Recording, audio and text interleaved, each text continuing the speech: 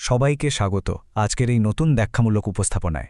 আজ আমরা প্রাকৃতিক ভূগোল বা ফিজিক্যাল জিওগ্রাফির একদম গভীরে প্রবেশ করব। আগের পর্ব থেকে নিশ্চয়ই মনে আছে যে ভূগোলের সবচেয়ে আদি আর মাতৃসম শাখাটি হল এই প্রাকৃতিক ভূগোল। তো আজ আমরা জানব এর প্রকৃত সংজ্ঞা কী, এর অনন্য বৈশিষ্ট্যগুলো কেমন, আর অন্যান্য বিজ্ঞানের সাথে এর সম্পর্ক ঠিক কতটা গভীর আর চমকপ্রদ। চলুন আর দেরি না করে শুরু করা যাক। একটু চারপাশের প্রকৃতির দিকে তাকালে ওই যে মেঘ ছোঁয়া সুউচ্চ পর্বতমালা, বিস্তীর্ণ মহাসাগর বা এই বিশাল বায়ুমণ্ডল, এগুলো দেখলে মনে এই প্রশ্ন জাগাটা কিন্তু একদমই স্বাভাবিক যে এগুলো আসলে কিভাবে তৈরি হলো, তাই না? আর ঠিক এই চমৎকার কৌতূহলটাই হল প্রাকৃতিক ভূগোল বোঝার সবচেয়ে নিখুঁত শুরুর বিন্দু। তো আজকের আলোচনার পুরো রোডম্যাপটা একটু দেখে নেওয়া যাক। এখানে থাকছে মূলত 4টি ধাপ। প্রথমে ভূগোলের জননী, এরপর প্রাকৃতিক জগতের সংজ্ঞা, তৃতীয় ধাপে এর 5টি মূল বৈশিষ্ট্য এবং সবশেষে অন্যান্য বিজ্ঞানগুলোর সাথে এর আন্তঃসংযুক্ত জাল। শুরু করছি প্রথম ভাগ দিয়ে। 1 নম্বর, ভূগোলের জননী, স্থানিক বিজ্ঞানের প্রাচীনতম শাখা। সবচেয়ে আদি বিজ্ঞান হওয়ার কারণেই কিন্তু একে ভূগোলের মাতৃশাখা বলা হয়। বৃহত্তর পরিসরে বা বলতে পারি একদম ম্যাক্রো লেভেলে দেখলে এই শাস্ত্রটি আমাদের চারপাশের সবকিছুর স্থানিক ও কালিক বিশ্লেষণ নিয়ে কাজ করে। পৃথিবীর একদম জন্মলগ্ন থেকে শুরু করে ভূপ্রকৃতি, পর্বত, সমভূমি, বায়ুমণ্ডল এবং জীবমণ্ডলের মতো প্রতিটি স্তরের জটিল খুঁটিনাটি বিশ্লেষণ এই শাখাটির ওপরই পুরোপুরি দাঁড়িয়ে আছে। এবার চলে যাচ্ছি দ্বিতীয় ভাগে। 2 নম্বর, প্রাকৃতিক জগতের সংজ্ঞা, যেখানে আমরা জানব ভূপৃষ্ঠ সম্পর্কে বিশেষজ্ঞদের দৃষ্টিভঙ্গি।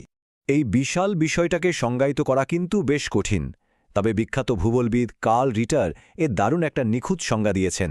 তিনি বলেছিলেন, পৃথিবীকে একটা সম্পূর্ণ, স্বাধীন আর আন্তঃসংযুক্ত একক হিসেবে দেখতে হবে। অর্থাৎ তার মতে পৃথিবীর প্রতিটি বৈচিত্র্য আর অবয়ব কোনোভাবেই আলাদা কিছু নয়, বরং এরা একে অপরের সাথে গভীরভাবে যুক্ত। দারুণ একটা ধারণা, তাই না? ঠিক ওই ধারণার উপর ভিত্তি করেই আর এক প্রখ্যাত বিশেষজ্ঞ রিচার্ড হাডসন আরও এক ধাপ এগিয়ে যান। তিনি মনে করতেন, আমাদের এই গ্রহের ক্রমাগত পরিবর্তনশীল ভূপৃষ্ঠের প্রতিটি ঘটনার পেছনেই একটা সুস্পষ্ট, সুবিন্যস্ত আর বৈজ্ঞানিক ব্যাখ্যা রয়েছে। সোজা কথায়, এখানে কোনো ঘটনায় বিচ্ছিন্ন নয়, সবকিছুরই একটা যুক্তিসঙ্গত কারণ আছে। চলে আসছি আমাদের তৃতীয় ভাগে। 3 নম্বর, 5টি মূল বৈশিষ্ট্য, অর্থাৎ ম্যাক্রো থেকে মাইক্রো স্তরে প্রাকৃতিক ভূগোলের কাজ। এই শাস্ত্রটি আসলে ধাপে ধাপে কাজ করে। একটা প্রাকৃতিক বিজ্ঞান হিসেবে একদম মহাবিশ্বের উৎপত্তির মতো বৃহত্তর স্তরের অধ্যয়ন থেকে এর শুরু। এরপর এটি মহাবিশ্বে পৃথিবীর অবস্থান পরিমাপ করে, পৃথিবীকে বিভিন্ন প্রাকৃতিক অঞ্চলে ভাগ করে সেখানকার ভূপ্রকৃতি বা জলবায়ু বিচার করে, আর সবশেষে একদম মাইক্রো লেভেলে গিয়ে নির্দিষ্ট শিলা, ভূমিরূপ বা জলসম্পদের মতো সমস্ত প্রাকৃতিক বৈচিত্র্যের পেছনের কারণগুলো বিশ্লেষণ করে। পুরো প্রক্রিয়াটা যেন একটা বিশাল পাজল মেলানোর মতো। এবার আমাদের চতুর্থ এবং চূড়ান্ত অংশ, 4 নম্বর, আন্তঃসংযুক্ত জাল, অর্থাৎ বিজ্ঞানের কেন্দ্রীয় হাব বা কেন্দ্র হিসেবে প্রাকৃতিক ভূগোল। একটা ব্যাপার এখানে পরিষ্কার হয়ে যায় যে প্রাকৃতিক ভূগোল মোটেও কোনো একা বা বিচ্ছিন্ন বিষয় নয়।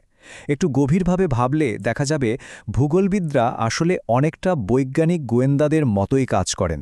যেমন ধরুন, আবহাওয়া বোঝার জন্য তারা পদার্থবিদ্যার সাহায্য নেন, মাটির ধর্ম বুঝতে রসায়ন ব্যবহার করেন, পৃথিবীর আকার মাপতে গিয়ে গণিত কাজে লাগান, আবার বাস্তুতন্ত্রের মানচিত্র তৈরির জন্য জীববিদ্যার উপর নির্ভর করেন।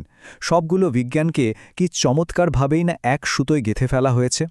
শুধু কি তাই, মাথার ওপরে ওই সুবিশাল মহাকাশের জ্যোতির্বিজ্ঞান থেকে শুরু করে পায়ের নিচের মাটির গভীরের ভূতত্ত্ববিদ্যার মতো শাস্ত্রগুলোর মৌলিক জ্ঞানও কিন্তু প্রাকৃতিক ভূগোলকে প্রতিনিয়ত সমৃদ্ধ করে চলেছে। আর ঠিক এভাবেই নানান শাস্ত্রের মেলবন্ধনে এটি একটি কঠোরভাবে সমন্বিত আর আধুনিক প্রাকৃতিক বিজ্ঞানে উন্নীত হয়েছে।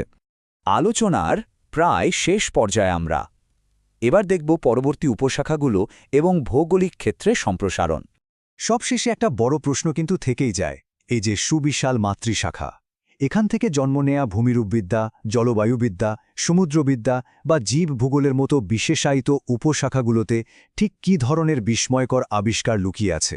মহাবিশ্বের বিশালতা থেকে শুরু করে ক্ষুদ্র অণুজীব পর্যন্ত বিস্তৃত এই ক্যানভাসে আরও কত রহস্যই না আমাদের জানার বাকি।